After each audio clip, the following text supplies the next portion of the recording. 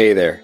Welcome to Spiritual Unraveling with Ashley and Nate, a podcast about the sometimes messy process of spiritual awakening.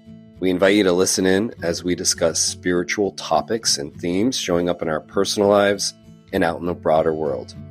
We promise to always bring our grounded and lived experiences to the exploration of these topics. We know that the process of awakening can sometimes be lonely and even scary. It is our intention to remind you that you're not going through this alone and that we're all in this together. Thanks for tuning in and enjoy the episode. Hi, everyone. Hi, Nate. Hey, Ash. Welcome to this episode of Spiritual Unraveling. I had this thought today that we could explore working with our mind. I'm preparing for a silent retreat for tomorrow, and I've been preparing some materials for the participants. And one of the things that I was thinking about is supporting people in, once they're in the silence, working with the mind, because I think that's one of the most challenging aspects of silent retreat is really seeing how busy the mind is, being left alone with how busy the mind is, and then not just the busyness, but also the flavor of the mind. What is the mind focusing on? What is it trying to accomplish? What's the tone? Is it mostly positive? Is it mostly negative? Is it protective? Is it looking for validation?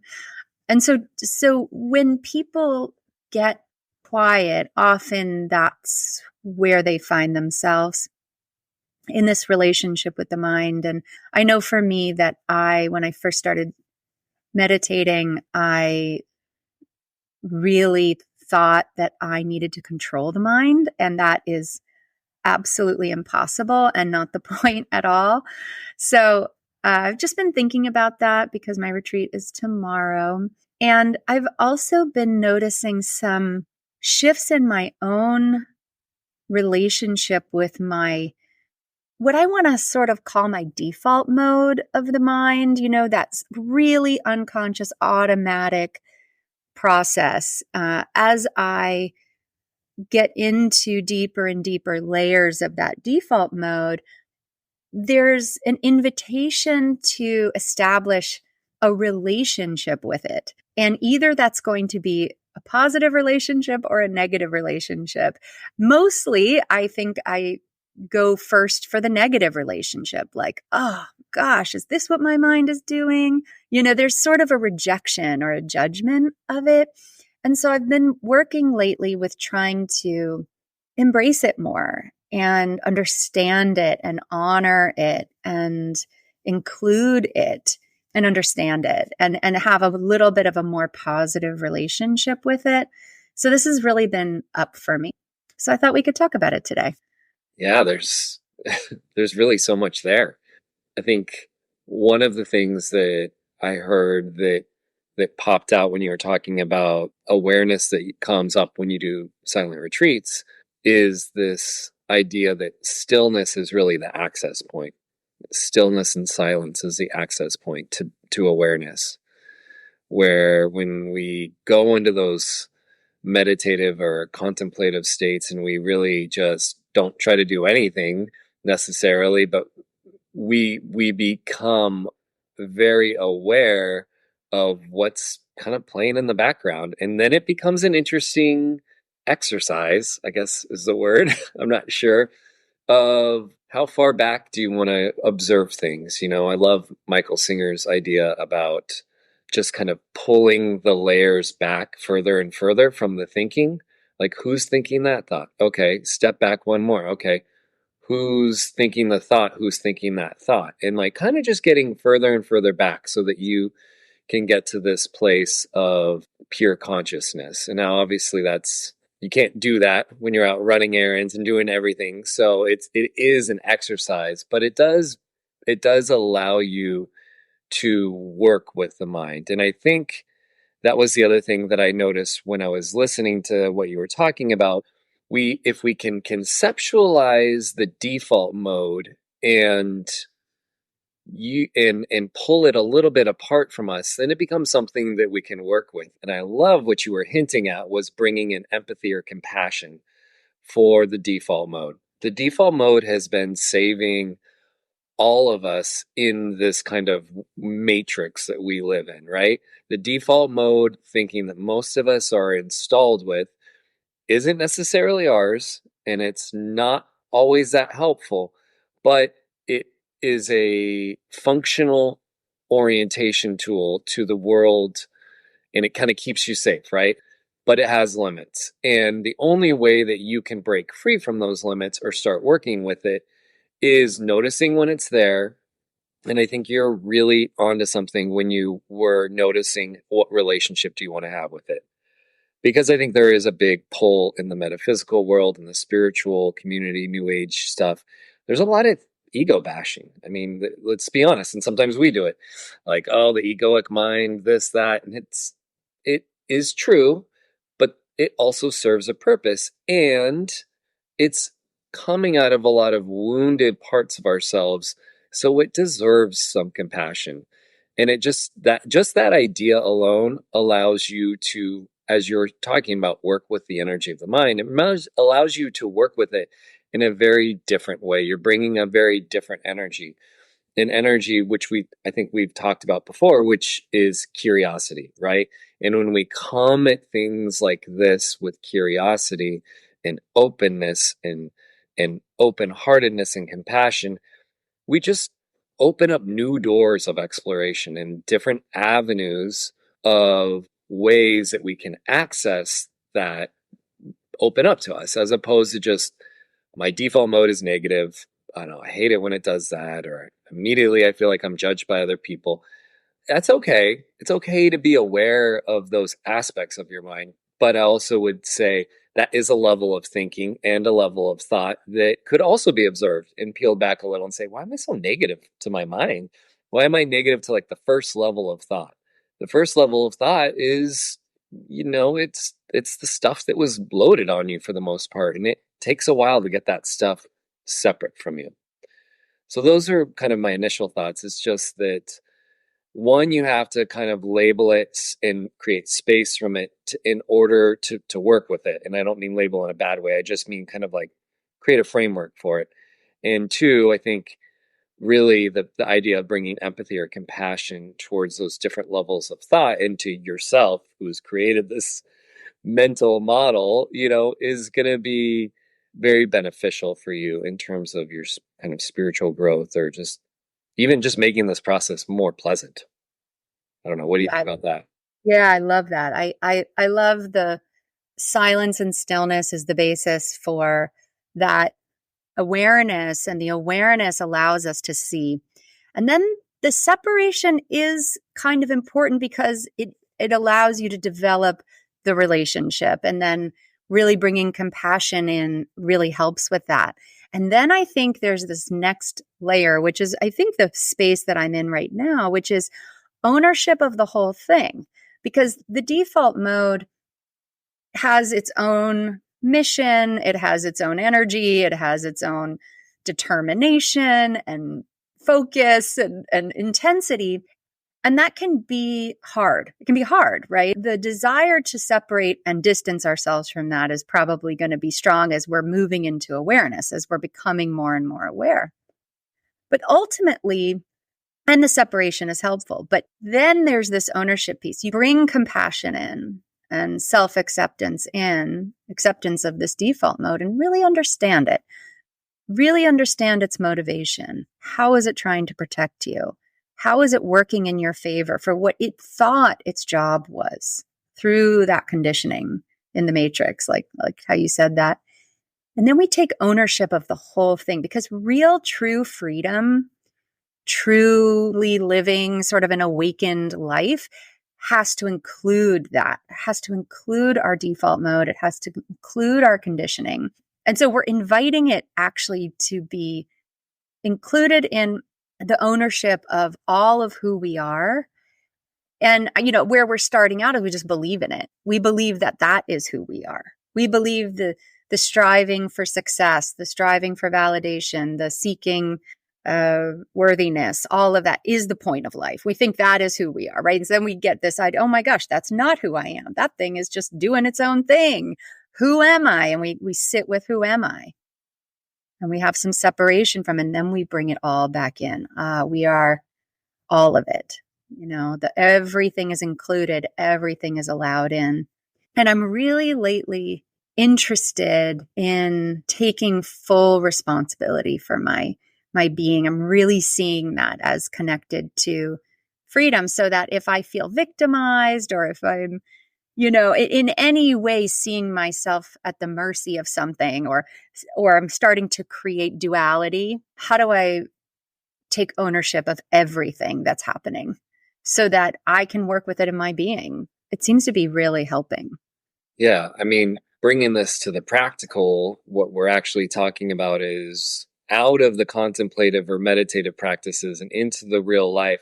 That is really where the rubber meets the road for a lot of this stuff, because it's the reactive moments that we have in life that are really where there's a lot of power, right? And there's a lot of this going on. And if we can just create a little bit of space in those moments, then we have a little chance to do things differently. But I'll share, since we're talking about this. Yesterday, our landlord came over and our bathroom hasn't been working for like 3 days. We have no shower. It's a family of 5 with only one toilet, and now no shower, and the second toilet's broke.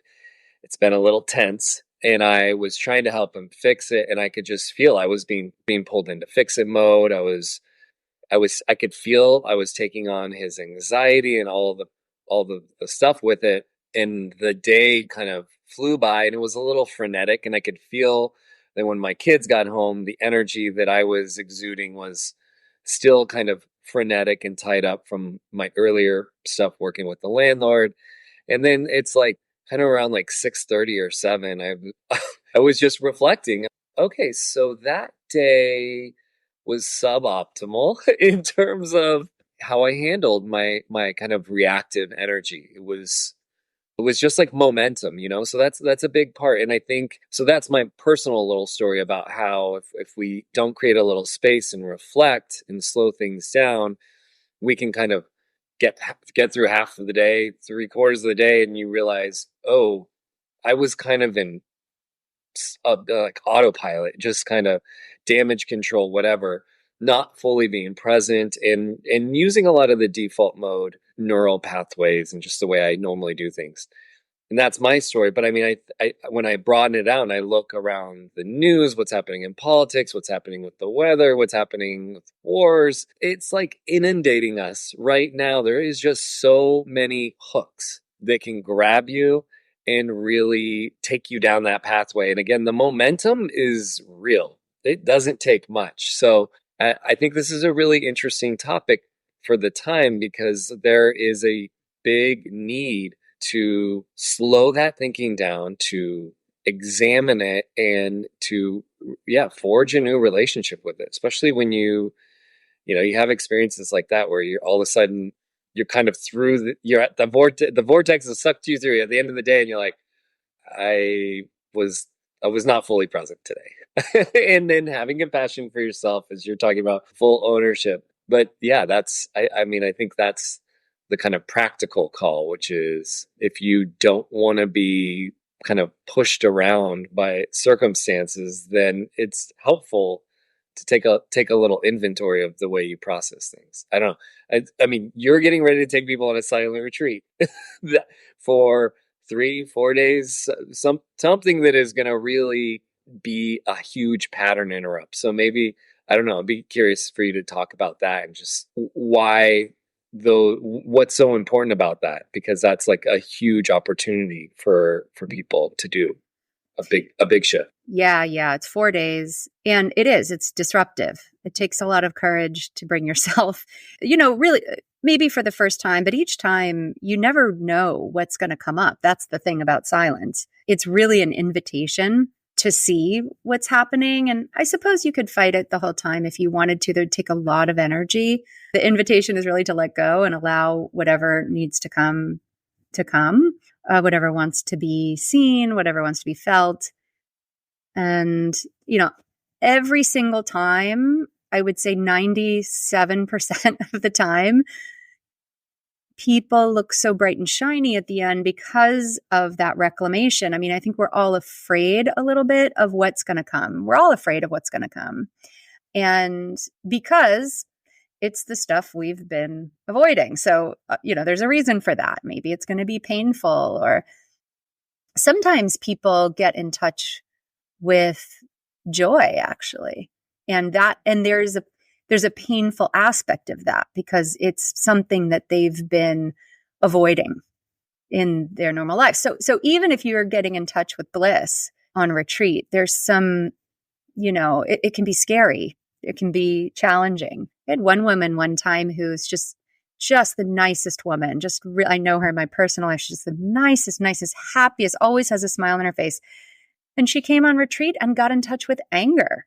She didn't know really what it was about, but it was amazing for her to sit with this anger for the majority of the retreat and start to explore an aspect of herself that she really didn't get in touch with very much. So it's always a surprise what comes up, but yeah, just getting to know yourself, accessing these places that you're keeping, I think about it like if the psyche is a house, you've got some of these doors just chained shut, and they open.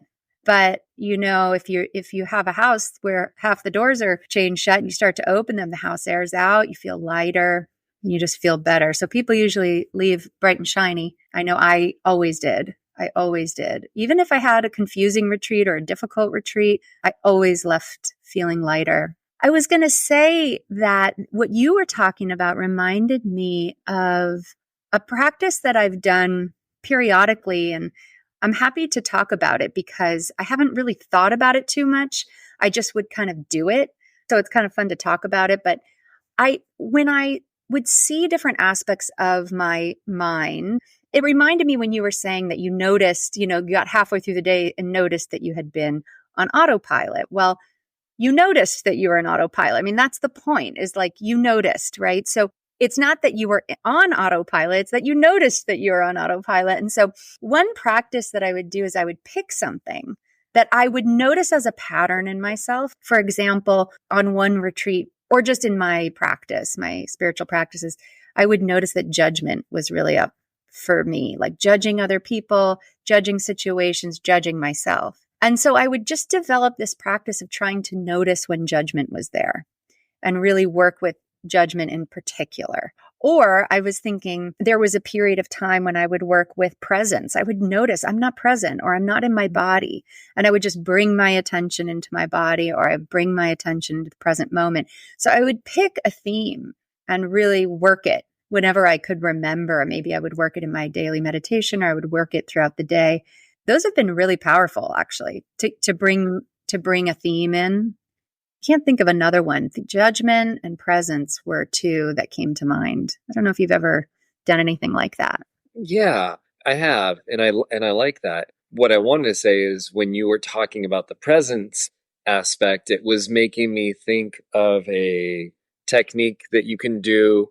I heard it from like somebody who was doing qigong, and they said one of the ways that you can slow down, or again create kind of like an interruption in a busy mind, is to just imagine moving your mind to your belly and just like drop, just like an elevator, just take it all down. And they're like, the mind won't stay there, but your consciousness will stay in your belly.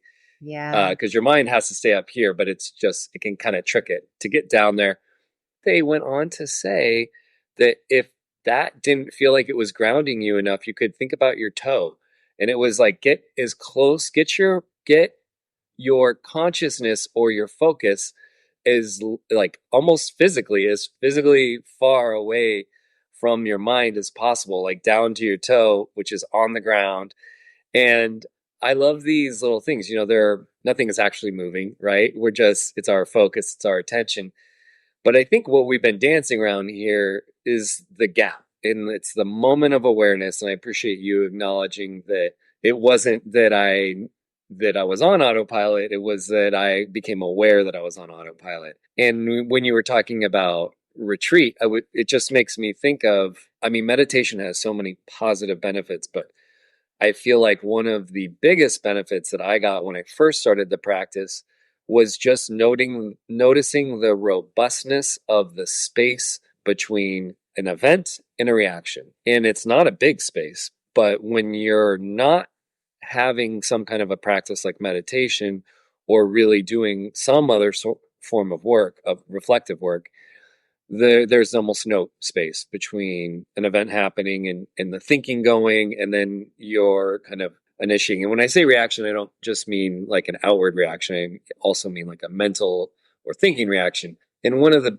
awesome benefits of meditation or a reflective practice is creating a 1, 2, 3 second gap before you're like, okay, I can feel, it's like you're at the top of the slide of normal thought. And then you have this moment, it becomes this pivot point, this choice point where you're like, okay, if I let myself go down there, that's a well-trodden path. And it is a well-trodden neural path, and it's a well-trodden default thinking path. And it just creates the moment where you can say, let's choose a different way of thinking about this. And it seems like that's what we're getting at here in terms of how do we think about our thinking? How do we create separation so that our thinking isn't thinking us? And that was another thing I think that's coming up around this conversation as we're talking, is that there's a real possibility that many people probably are feeling like their thinking is them. And it's just not. It's just ephemera. It is a very awesome piece of evolution up there in your brain. It creates this thing called the mind, and it does some powerful and amazing things, but it is not the totality of you. And that is an important distinction to make, especially when you're really in spirally thoughts or kind of down thoughts. I don't know what you think about that. Yeah, you just said a lot. I'll say the first thing that I was thinking is that idea of you are not your thought. That's a really hard thing to wrap your head around when you're first working with, or even, I don't know, when you've been working with it for a while. It's just so automatic, so conditioned to think we're our thoughts. And if you're not your thoughts, then what are you?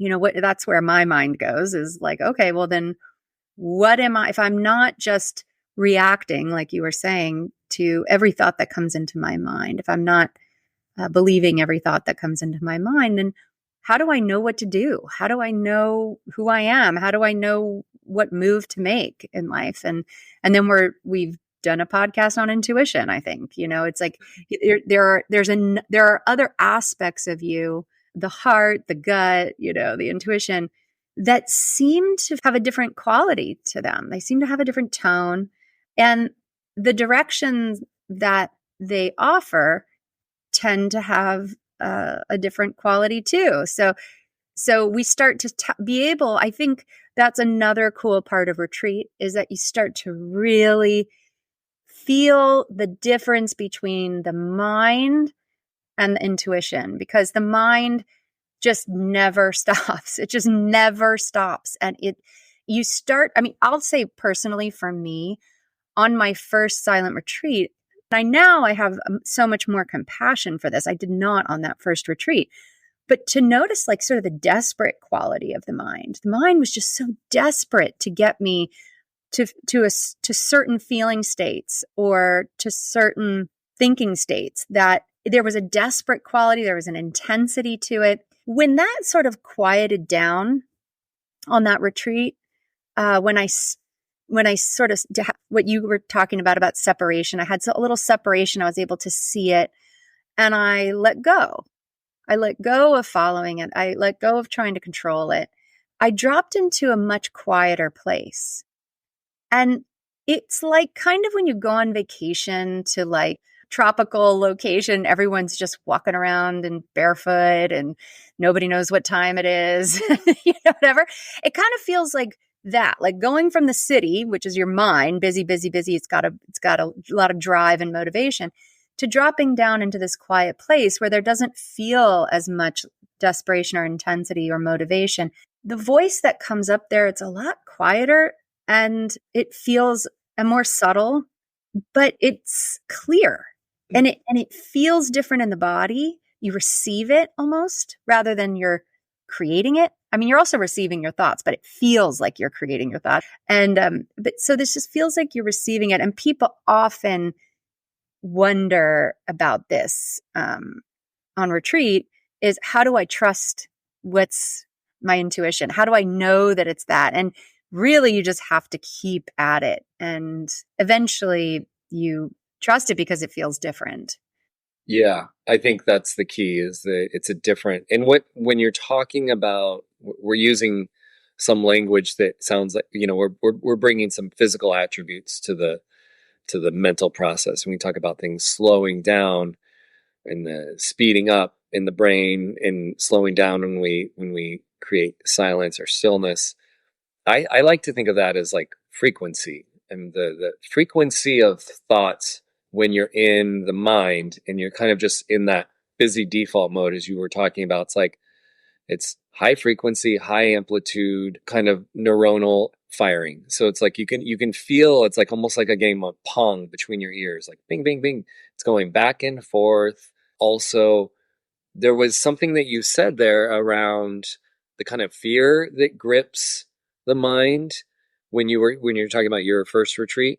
And I think that that is scary in the moment, but I think now when we're kind of away from it and we can work with it a little bit, we can diagnose something interesting there about the mind, which is the mind doesn't really do original thought all that well.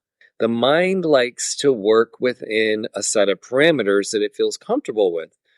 And that's often why we get stuck in patterns of behavior or in patterns of interactions with other people, because the mind likes, it's like my 8-year-old son who just wants chicken nuggets and fries. It's chicken nuggets and fries all the time. The mind is always wanting a small bandwidth of options. It doesn't love expansiveness. It doesn't love infinity. It doesn't love the kind of universal consciousness. And so it has a very different bandwidth.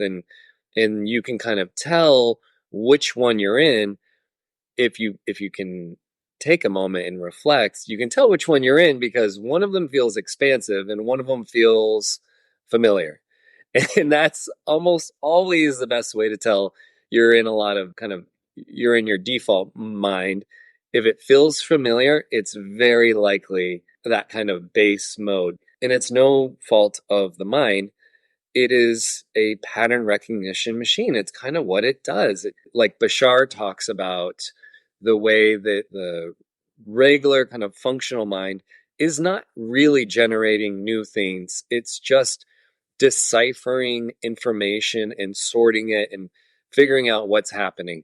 When we have ideas or inspiration filled with spirit, it's really us. It's like a piece of us is going up into universal consciousness, grabbing a fish out of that stream that's always flowing and pulling it back down, and then working with it with the mind. And that's, I think, why sometimes people get confused. They're like, no, I thought that great idea. I thought that up. And it's like, yeah, I mean, you put it into action, but the thought probably is swimming around there, out there in the ether. I mean, that's why when people get into the zone, artists, athletes, whoever, they're not in their mind. They're not thinking about what they're doing. They're just in the flow. And so it's a nice way to decipher where you're at in that process. If it feels routine, if it feels familiar, also if it feels a little negative or repetitive, you're in your kind of default mind, and that's okay. And then if it feels expansive and really like new thoughts are coming in and new ways of thinking, then you're probably in that gap. You're in that place where universal consciousness is.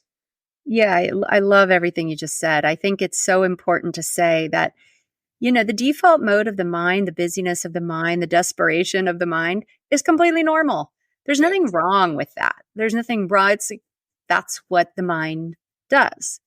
And so there is kind of a acceptance that we can get when we start noticing that and we have that awareness, and then really be easy with ourselves in terms of this idea of letting go. I think this has just taken me a long time. That's why I'm bringing it up. Like, be easy with it, because it's hard to let go of what's familiar. It's hard to let go of patterns that we've been carrying for a really long time and convince ourselves to move into new territory on purpose, right? We can have these experiences. I mean, I noticed this as a therapist, is that people would often come in crisis, and it was because life was throwing them into new territory. It was not something that they chose. But that was really exciting work, because they were opening up to something new, but not really by their choice. Part of why I say it takes a lot of courage to come on silent retreat is because it's a choice.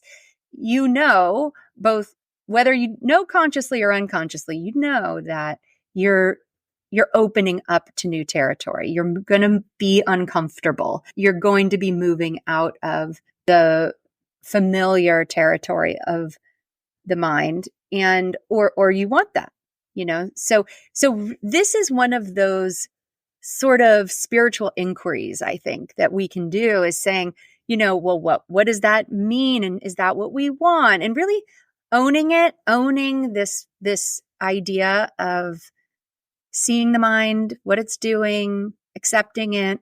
And you said it earlier, then that gives you a choice. That really gives you a choice. There's so much in between noticing what the mind is doing and then having a choice. There's you have to really let go of some of these very deep patterns in the mind. And I just want to say how much compassion, as I'm getting ready to host this retreat, I do get a lot of compassion coming in for the people who are choosing to come, and also for myself, because I never know what comes up on retreat. There's always stuff for me that still, so I'm also stepping into that space, into that unknown. And, now I think it's mostly exciting. I can't wait to see what comes up, but that's taken me a long time to be excited about discomfort, or to be willing to feel discomfort, because I know what the reward is. There is a reward for that willingness to be uncomfortable. Yeah. There's something cool there that I think we're stumbling upon. And I feel like I've heard someone talk about this, but I can't pull it up right now. But it's an idea that an alternative way of accessing this stuff is kind of what we're talking about here, which is like reverse engineering the environment or the atmosphere or your circumstances to bring about a ripe opportunity for new thinking. For sure, silent retreat is absolutely going to do that. I mean, that's a big, or like a walkabout, or a sweat in a sweat lodge. Like, those are big ones. But I think for all practical purposes, we can also just bring these down to like micro levels and just think, these are good reasons to drive to the store on a different road, to hike a different trail, to order something different at Starbucks, whatever it is. But it's like, it's not just that you're doing those things differently. And then it's also reminding yourself, I'm doing this differently because I'm presenting my soul and my bigger consciousness with an opportunity to experience something new. Because I do believe that kind of our one of our core reasons that we're here on Earth incarnated is to expand and is to have new things happen. And we're in this constant tension with the mind, with the kind of default mind, and the soul. The soul is like, let's do new things. Let's have new experiences, good, bad. We don't care. Let's just expand. And it gets plenty of that just through new circumstances being rehashed through the default mode. But you could also choose to really push yourself and like, okay, if I do things different, and then I can also, again, now we're talking second level thinking, I'm aware that now I'm presenting myself with a new opportunity and a new chance to be fresh, to be new. I think about this as we're coming up on over a year of moving from California to New York, and that was one of the most profound aspects of the whole entire move, was my wife and I looking at each other saying, nobody here knows who we are. We can be new people. And it's just like, that is insane. Like, we don't get those opportunities. And just that kind of excitement, there is a piece of us that was afraid. And then there was also a bigger piece of us. It was like, yes, expand, do new things and do things differently whenever you get the chance. So there, I guess I'm just trying to bring in that practical aspect. All of what we're talking about and the spiritual and the big kind of concepts are great, but how do we bring this to a grounded thing? Like, have moments that you're building in throughout your day where you're giving yourself an opportunity to be different, new, to react in a completely different way. And then guess what? That's your input into the world. Guess the output that you get back is going to be different, which is really cool because that's how things change. Yeah, totally, totally. And just to say that, if you're somebody who really likes comfort and you don't have any interest in this, then that's absolutely okay. I think for most of us who are going to be in this conversation, there's like that deeper call that shows up, and you can ignore it and ignore it and ignore it, but it just gets louder and louder and louder. And then you find yourself moving to New York from California. It's almost like there's some deeper aspect in us that is pushing us forward, and all we're talking about, you can't make that. That's the mystery. That's the mystery, right? Like for you, answering that call meant moving across the country. For me, it meant quitting a 25-year career, making this big shift. You can't control that, what's going to arise, but you can open the doors. Mm-hmm. You can decide, okay, I'm not going to resist this. I actually want to wake up. I don't want to be asleep. But people who stay in sort of that familiar addictive comfort mode, there's also nothing wrong with that. They just probably aren't listening to this podcast. It's like, this is a particular path when you are called to unravel your conditioned way of being. And there's so much exciting aspects of it. But I think why we wanted to do the podcast is because it also is scary and hard and challenging and nuanced. And there's always things to learn and practice. And I learned a couple things in this conversation that are actually going to really help me on this retreat tomorrow. So I'm there's just always so much here when we open up these topics. I love it. I love hearing your stories and your articulation. It really helps me. Yeah, I love that idea that we're soul explorers, right? Those are the things that get us excited. Is like, how can we just get more curious, push the limits, try to know more, try to be more, all of that. It's a fun place to swim in, and it isn't for everybody, and that's totally fine. But for some of us, it's the thing that gets us excited, and then that's a really cool place to be, because in an infinite universe, you can't get bored. Yeah, totally. And also, like, it just made me think to say that path of unraveling, this path of awakening, is really to come home to your true nature. What is that? It's different for all of us. There's the discovery of authentic self and our authentic living, authentic impulse. It's really, really enlivening and amazing. And it's opening up for so many more people right now. And there's probably a good reason for that. My suspicion is that as we open more and more, we're opening up to better health, better well-being, compassionate relationship with self, more compassionate relationship with each other, more consciousness around your own footprint, your own actions in the world, that there's so much that changes as we come home to our true nature, just automatically, that solves a lot of these problems that things we identify as problems in our lives, our health issues, our difficulty in our well-being, let's just say, in general, all these different factors. Just this path of coming home to the truth of who you are is sort of this all-encompassing roadmap to well-being, I think. I don't know. What do you think about that? Yeah, absolutely. I mean, this is what you're describing right now is the glow you see on your participants at the end of your session. It's the glow of reuniting or re-remembering isn't even the right word. It's just integration. It's just coming back into the wholeness of who you always are, and it's like when you can release some of the shackles of modern society and all of the stuff that's there that kind of can inhibit our full embodiment of our soul, and you come back into alignment, then it's just like you look at the world different, you look different, you've got a glow, you've got a bounce in your step. And that, it's so true that it's not doing anything. It's not getting in the way of it.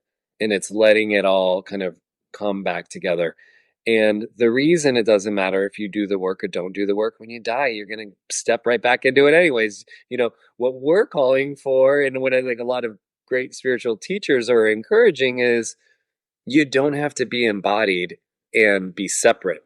You can be embodied and be in harmonious alignment and step into wholeness, and being embodied then becomes this fantastical journey and there's like all these luscious embodied experiences that we get to have and feel our true power and essence as like an embodied and actualized person.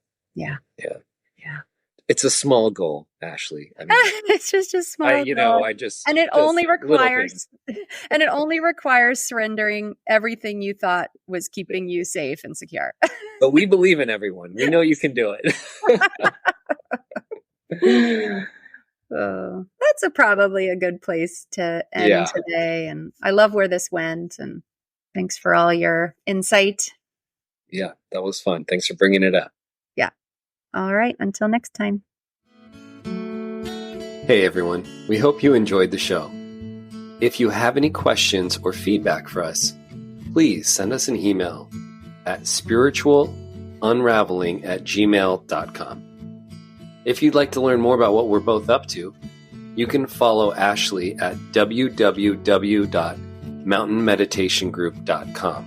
And you can find more about what I'm doing at spiritual-stewardship.com. We hope you have a great day.